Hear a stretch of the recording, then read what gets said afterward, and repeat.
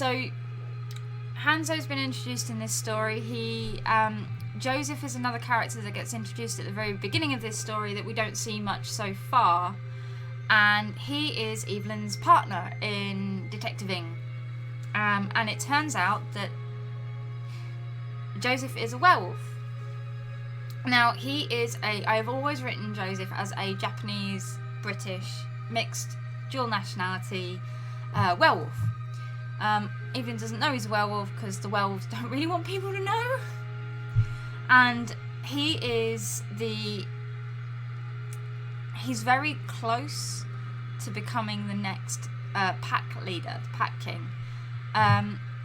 And because of this, it has drawn attention from the Fae in Japan, because the way I've done werewolves, they have packs throughout the world.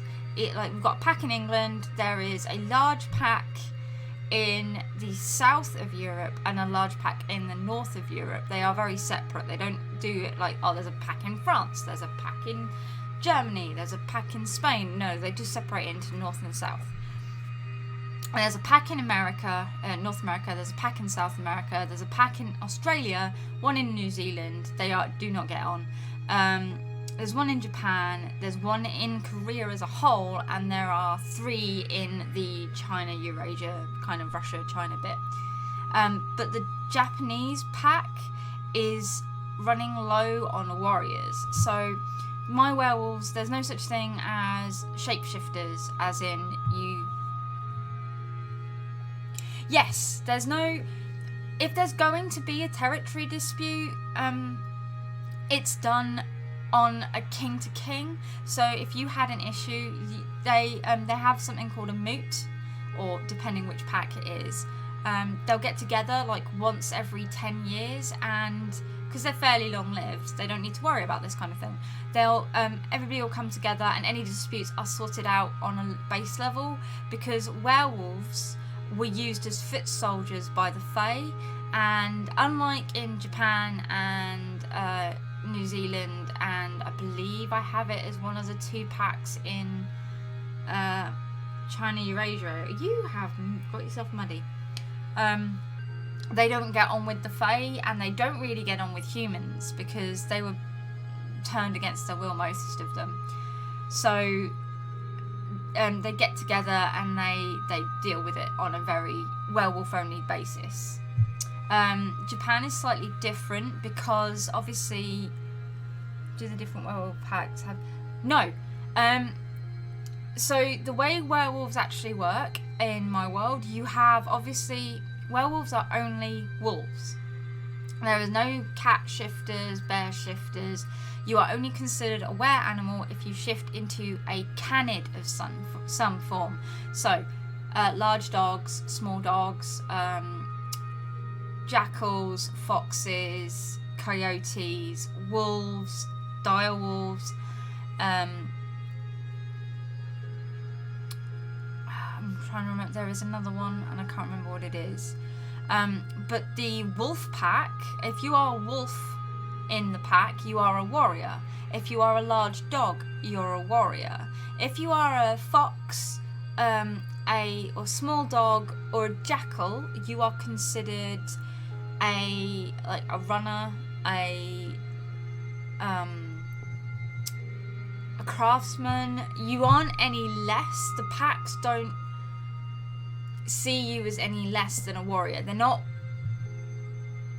See, I don't really like the ideas of alphas and betas because I do a lot of reading on wolves, and technically there is no such thing as an alpha. It is a human thing that we've done wrong, that we don't understand correctly what they're doing.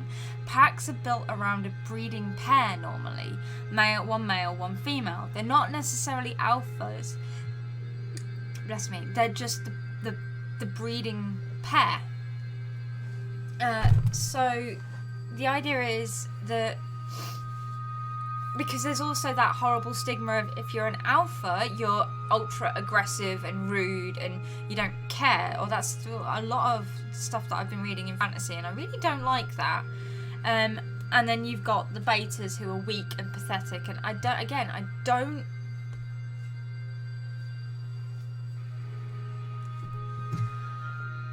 really like that either. They're just, you know how some people are physically stronger than others? That's how I take it. There are some wolves that choose to be like crafters and stuff like that. You can choose to shift your what you do. It's just you're more skilled. You'll find it harder to pick up those skills. So you do have foxes that are essentially scouts. So they go around with the bows and arrows and stuff like that, or guns in the more modern sense of the term, and they will, you know, shoot things and fight. You're an animal that essentially has claws and teeth. You're going to be able to fight no matter what. It's just you have skills and abilities that are more geared towards other things. Like a large wolf is not as easy to hide as a small fox or a chihuahua. Let's be honest. There are some were-chihuahuas, but I see that as being inherently wrong.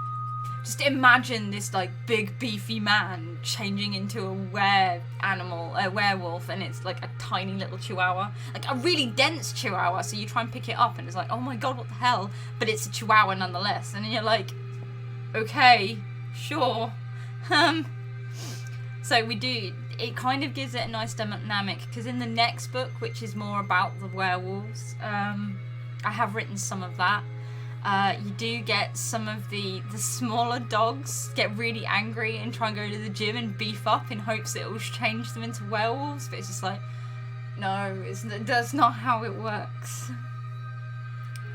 But anyway, I was on about the Japanese Fae. So the Japanese Fae have cultivated the werewolf pack in Japan for ages. Yeah. And they grow very much together, thanks to the Shinto religion and the Buddhist religion, which is pretty much everybody's tries to be nice to each other. But they have run out of warriors. Their warriors are dying. So werewolves can be born, but they are born with what they're going to be, like a shadow mark of like a werewolf. Of a wolf would be a large tail across the collarbone that will disappear as they grow up. And they've had a lot more foxes recently, and they are worried that their werewolf pack is essentially going to die, and they don't want that. So when Joseph, who is half Japanese, half British, is getting close to possibly becoming the king of the werewolves in the UK, they're like, oh look, we might have breeding stock. So Hanzo's boss has come over and is going to basically cause a shitstorm for Joseph. But she's doing it with the best interests at heart, but she doesn't understand how it works up here because she's a fae. She's not human. She doesn't really think the way werewolves or vampires or general humans think. So that's why that Hanzo's here. His story is quite fun as well now.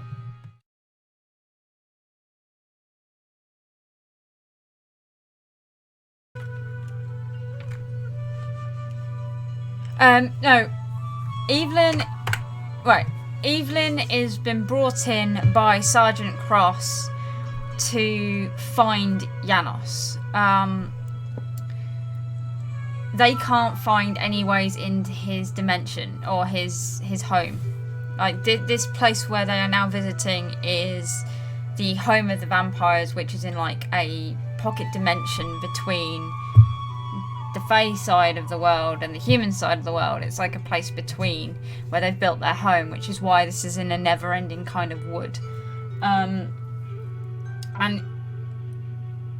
Cross is trying his best to get Evelyn to give the information without using torture, without using magic, without, he knows that the other vampires will quite happily kill Evelyn to get what they want.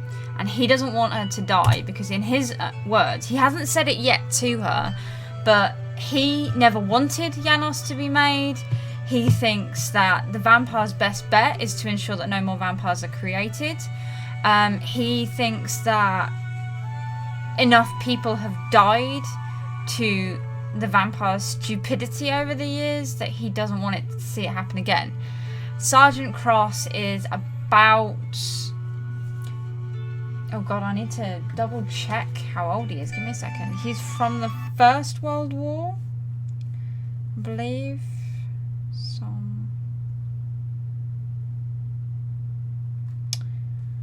Yeah, he was in the Somme. Yeah, so he is over 100 years old at this point in the story. And in his own words, enough people have died over the last 100 years.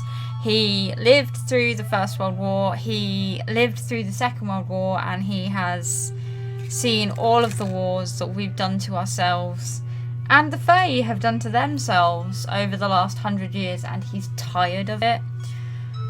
So he doesn't want anyone to die unless they absolutely have to. I mean, he's more than happy to pull the trigger if there is no other way. So if it turned out that they needed Evelyn dead and like her soul in a jar to find him, he'd do it, but he'd be upset about it. And he also wouldn't let anyone else. Shut up. Okay, Google. No, not you. That. He also just doesn't, you know. Anyway, he knew her father, and he would preferably like not to have Evelyn dead, because he also knows that if Evelyn dies, the militia will come kick his ass, even though she doesn't know who they are yet.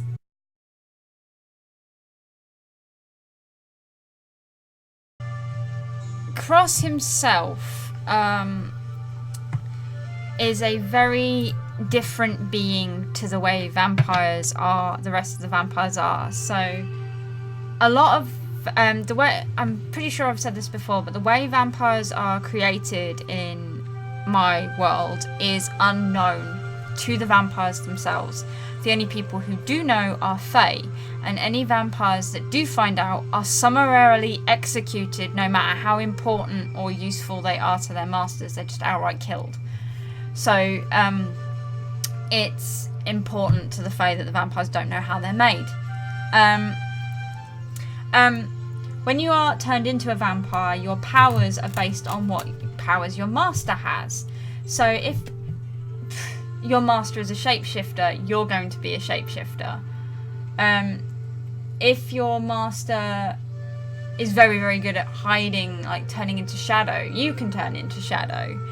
And all that kind of things. And every single vampire has a telepathic link to other vampires and their master.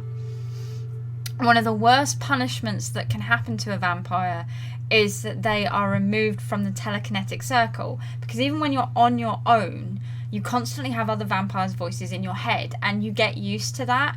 So the being cut out of your vampire family is the equivalent of having someone remove you from their family circle, but you never talk to them again. It can drive vampires insane, especially the older vampires. And you also lose your master's abilities. So you get stuck with the long life, the slightly stronger than average of humans. You can regenerate wounds. It just takes, like, unlike a vampire who has a master who can get a cut and like heal it in seconds, it takes Cross an uncomfortably long amount of time. See, he is one of these unlovely ones that has been severed from his master, and therefore is considered by the Fae a very out there, outcast kind of thing. They don't like dealing with him, but the other vampires love dealing with him because of what he's done. So Sergeant Cross, it has the single distinction among the Fae peoples of being the most loathed and most loved of vampires, because when his master, he was excommunicated from his master because he disobeyed an order. This got him removed from his master and his clan, But however, when the order was found out as to which order it was, which was partially to do with the Fae in Europe coming back into power, it was essentially going to wipe them out. Not wipe them out. It wasn't going to allow them to return to the lands of the humans as much as they were. It was going to get a lot of Fae killed, basically. Let's just leave it at that. And the Fae then issued an execution order for his master, his ex-master, which Cross then went and carried out. It did mean that his entire clan died, because when you kill a Fae master, all of the vampires die with them. So Cross is a clanless vampire. He has no special abilities, he has no special powers, he has the basics of what vampires have when they have no master, which is slight telekinesis to humans. And Evelyn, there is a reason behind that, but I'm not going to go into that. And this yet, because like Evelyn doesn't know about it yet. And super strength and super healing, and the fact that he will not die for a very, very long time. Like, he has to actively be killed. He's not going to die of old age. So yeah, that is a quick study of Sergeant Cross. He likes Evelyn because her father, Henry Shepherd, did something that was considered impossible and brought the Fae, understanding that they are not the all-powerful, or brought a reminder to the Fae that they are not the all-powerful beings in the world. Yeah, Sergeant Cross is one of my OCs that, you know, you just, like, torture. But he's also one of my funnest ones because, like, in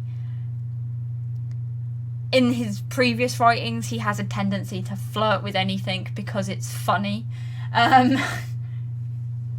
He was one of those, and the reason he's called Sergeant Cross is because he has a giant cross tattoo on his back. He got this during the First World War, when it was considered bad form to have tattoos like that. He got one done, so that kind of explains the kind of character he is. He's a rebel with a cause, let's say.